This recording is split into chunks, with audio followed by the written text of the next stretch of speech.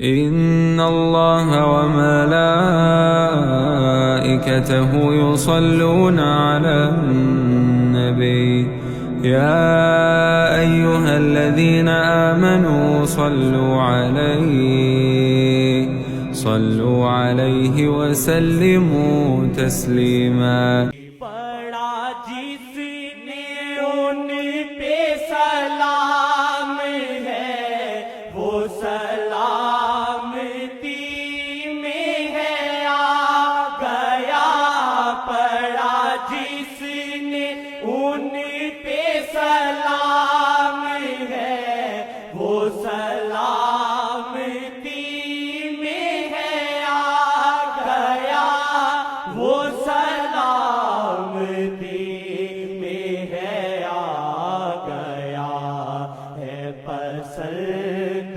رب کو درود ہی ہے پسند، رب کو درود ہی صلو علیہ وآلہ صلو علیہ وآلہ۔ صدقتم عنہ او عتقتم عنہ او حججتم عنہ بالغہ ذالک، فرمایا مرنے والا مسلمان ہو اس کی طرف سے صدقہ کرو ثواب پہنچ جاتا ہے، اس کی طرف سے غلام آزاد کرو ثواب پہنچ جاتا ہے، اس کی طرف سے حج ادا کرو پھر بھی ثواب پہنچ جاتا ہے۔ شرط ایک ہے مرنے والا کیا ہو۔ اب ہم سے لوگ پوچھتے ہیں کل کتھوں کڈے، بھائی ساڑھے مرنے والے مسلمان سن۔ کیا بات ہے، کیا بات ہے۔ ہم کل کیوں پڑھتے ہیں؟ ہمارے مرنے والے مسلمان۔ جمرات کیوں کرتے ہیں؟ اس لیے کہ ہمارے مرنے والے بے ایمان نہیں، وہ پکے مسلمان ہیں۔ یہ 40واں کر کے ثواب کیوں پہنچاتے ہو بھائی؟ اس لیے پہنچاتے ہیں کہ ہمارا مرنے والا کون ہے؟ مسلمان۔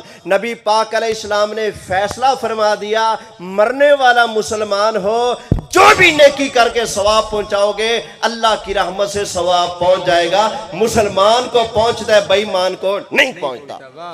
آج کے بعد چینل چینج، پہلے سوال تم کرتے تھے ثواب کیوں پہنچاتے ہو، آج کے بعد سوال ہم کریں گے۔ اوے توڑا مرنا والا بے ایمان تا نہیں جڑے چپ کر کے بیٹھے ہو؟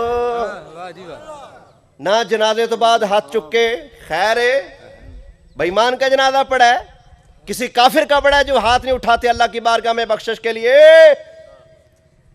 وہ خیر ہے، کوئی لنگر نہیں کر رہے، نہ ختم پڑھ رہے ہو، نہ قرآن پڑھ رہے ہو، نہ دعا مانگ رہے ہو، نہ قبر پر جا کر فاتحہ کر رہے ہو، نہ کسی درخت کی ٹہنی توڑ کر اس کے اوپر رکھے ہو کہ قبر والے کو سکون پہنچ جائے۔ خیر تو ہے، تمہارا ابا مرنے والا کوئی کافر بے ایمان مشرک تو نہیں تھا؟ چپ کر کے جو بیٹھے ہو، کیونکہ کافر کو ثواب نہیں پہنچتا، مسلمان کو ثواب پہنچتا ہے۔ بولیے مسلمان کو ثواب پہنچتا ہے۔ بھائی ہم تو سینہ تان کے کہیں گے ہم اس لیے کرتے ہیں، ہمارے مرنے والے مسلمان ہوتے ہیں ان کو ثواب پہنچ جاتے ہیں۔ تو جواب دے تیرا کس کھاتے میں ہے؟